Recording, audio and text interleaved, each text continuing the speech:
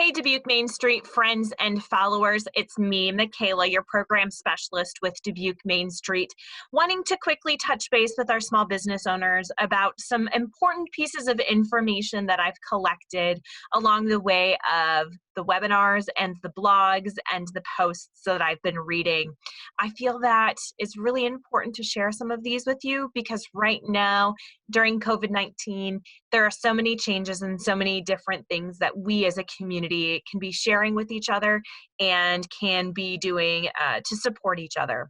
So I'm going to take some of your time today just to go over some steps, specifically focusing more along social media strategies that are consistent across the board with the webinars and the blogs that I've been reading.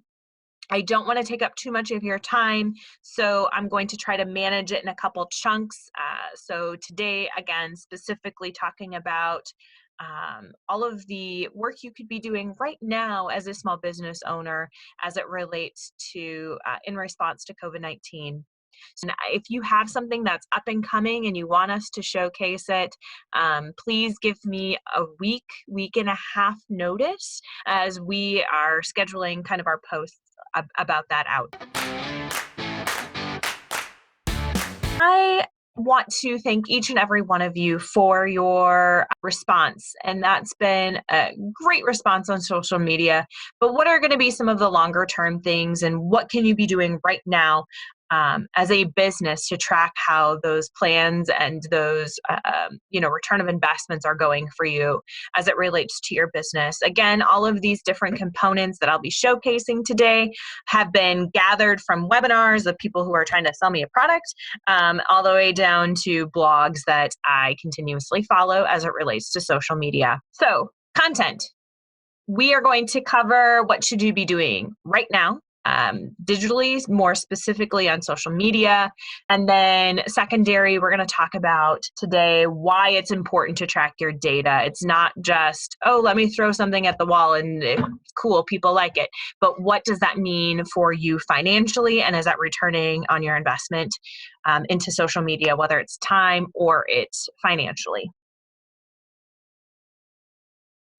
So right now, there is a amount of you who are online and you're just trying to keep your website up and going, or you're just promoting specific things onto your social media channel or channels that, you're just, kind of living in the moment. So right now, I want you to think about, and this is something that you're going to have to come back and think about because it's, giving you 5 seconds is not fair. But what are you taking right now as a step to move forward to serve your customers, the community, and then what are you doing to prepare for when it is time to reopen? How are you going to engage customers so that way when it comes time to reopen, they already are following you for content and they already are engaged with what you're doing? Again, take a moment to think about that, come back to it moment, but there are steps that need to be taken as a small business owner to really actually execute a plan and to really provide the community with information about your business that you as a small business owner want to share with them. These are all steps that I've kind of collected together from many different resources that I've been watching and reading over the last couple of weeks, specifically related to COVID-19. Not saying you have more time as a small business owner, but you need to take the time to do these and you will find the return of investment beneficial for you. So step 1, know your audience. I'm going to be showing you a little bit further about how to find your audience. Know that Dubuque Main Street's page looks very different between our Facebook, to our Instagram, to our YouTube. All of our followers are so different. Today, I'll talk a little bit more about the Facebook side of things as it relates to knowing your audience, as that's where we've seen a drastic spike of people not only in our community, but around the world spending their time. So I was sitting on a webinar probably 2 or 3 weeks ago, and like 75% of Facebook users log in daily, and they have logged about 200% increase in how many hours people are spending on Facebook. So the other platforms necessarily haven't put out that drastic of an increase and that drastic of data. So that is why I'm kind of focusing on that today. For you as a small business owner, I think that's important to know. So make sure that you shift up your content, not necessarily just to who your audience people are, but to those you want to attract. But know that right now, moving into making a plan, step 2, and a campaign, building their plan and your campaign. Note that in 2017, 5% of followers on your page could see your posts. Like, it was automatically showing up on their news feed. So that's called organic reach. You didn't have to pay anything, and they were seeing your content. Now in 2020, it's estimated that it's about 2.2% of your followers are seeing your content on their threads. So that means they have to come seek you out, or they're not seeing all of your posts that you have. It's very important when you're planning and you're campaigning that, and I'll show you how to find this information once we go to our Facebook page, that you are consistently at the times that are peaks that your audience is on. So for Dubuque Main Street, we post 3 times a day. Each post kind of looks a little different along the day, just based off of the different users that we have. And at 8 o'clock, we post. At noon, we post. And at 6 o'clock, we post. Generally around that area is where, you should find once a day where you can post. There are a lot of threads and blogs and resources out there to talk about different hashtags that you can be using, like Tip Tuesday, Throwback Thursday, Finally Friday, Catterday. If you have a cat, that's really great content to be sharing as your personal content. So build your campaign so it's a consistent kind of message of, can you support my cat? Can you, that's not something that people are going to follow. But this is my cat. Today I was working at my computer building the website, and adding things, and my cat just decided to lay across. So sorry if you find typos on our virtual site. Here's our link. Really giving people, something kind of fun and funky, but at the same point, it relates to your business. So make sure that you kind of plan that campaign surrounding that. Step 3, trial and error. So 404 is an error code. So hopefully you never get one of those. But it's going to be a lot of trial and error during COVID-19.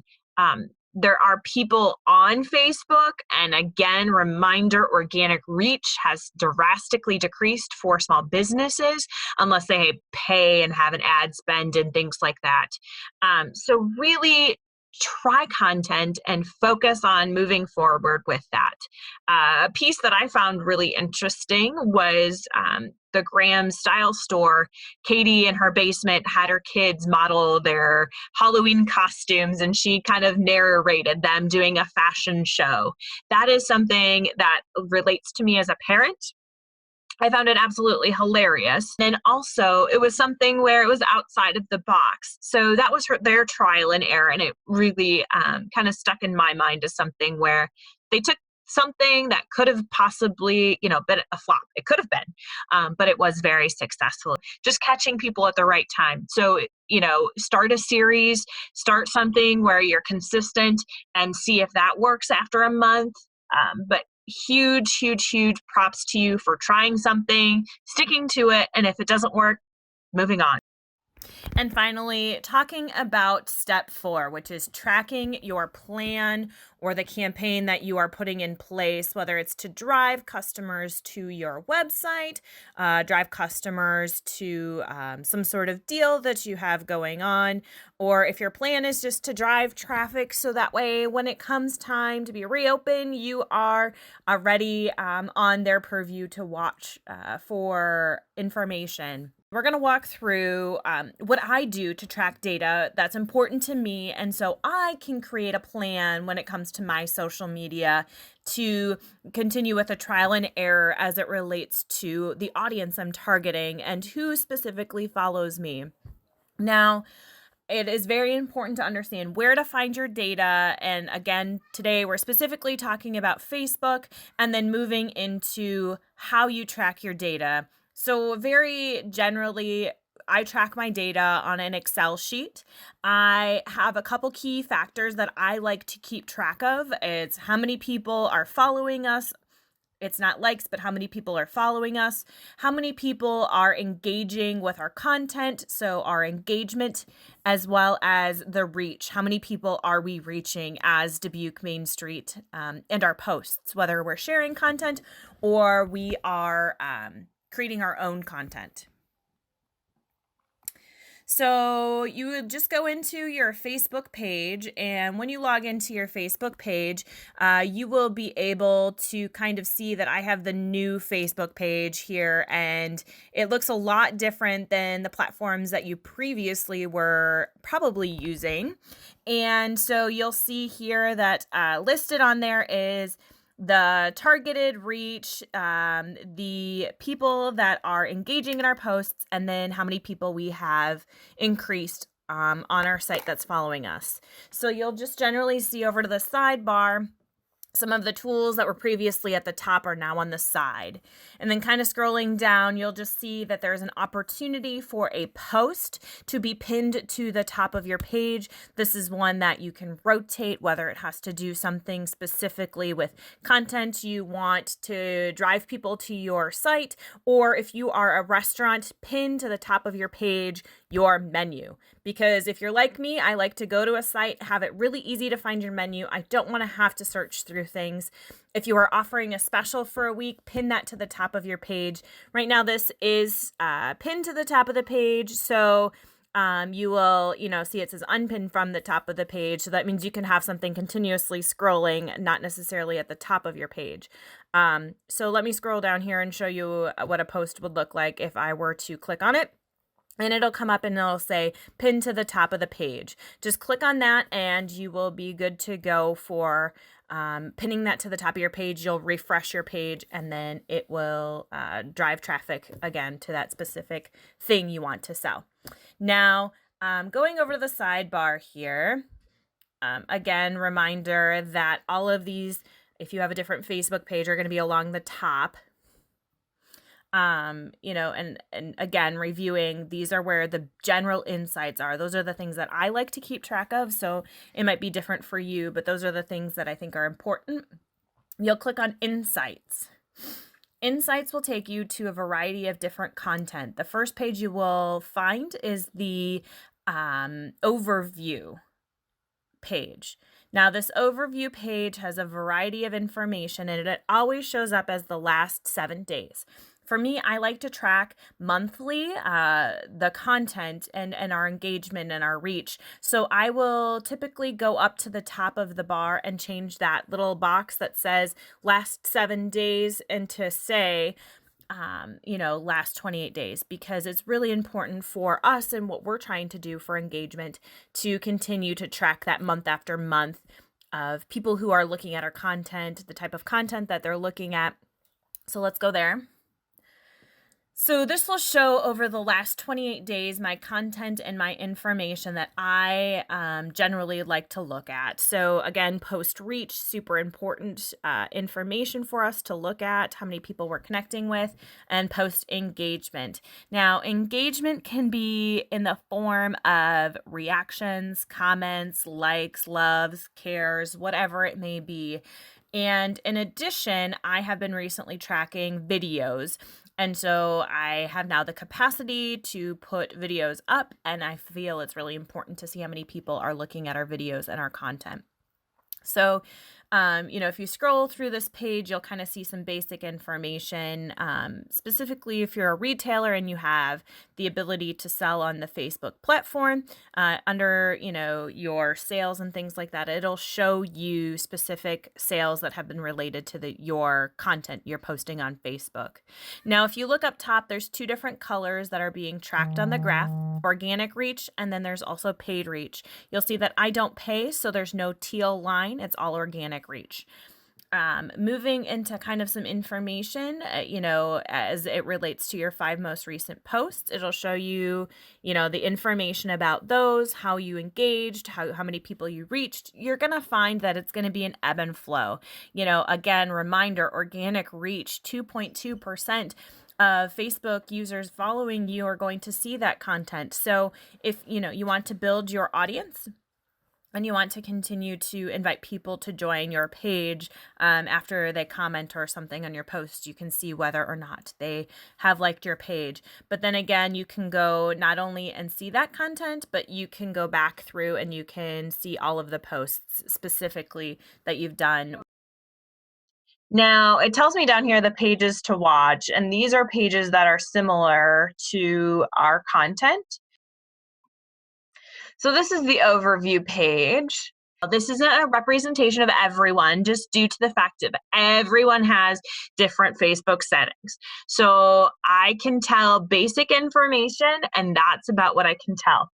So our organization continues to shift. So we've been sitting right here between the 25 to 34, 35 to 44-year-olds for quite some time. And so it goes back and forth between 22, 25, so it's typically my age range that we're looking at engaging content in. And so you can see the general idea of where the people live. The majority of our people do live in Dubuque, Iowa. We've got a couple outliers sitting here, and you can always see more information. If you want to know more information about, your posts and when people are online and typically, with your content engaging with it. So you'll see that every day 9 to 6 is about my general area that people are online. O'clock is when we peak for how many people are online, which is why I post pretty hefty content at 6 o'clock. And then you can kind of scroll through and see that we have a couple spikes. Again, get to know who your audience is. Kind of went over that, talking about how you can kind of make a plan, a campaign, building some knowledge around where to find content to do that, knowing there'll be trial and error, showed you some examples, and then tracking your campaign. My goal is to energize people about shopping with our small businesses in downtown Dubuque. And my goal also is to share some helpful resources with people like you and others in our community. So hopefully this recording worked and everything looks great on your end and you learned something today. Hopefully you can take away some pieces that might be smaller chunks than what I've been doing for sitting on webinars, and you can make them more manageable as a small business owner. Thank you for your time. And again, please let me know if you have content that you would like to be shared on Dubuque Main Street's page.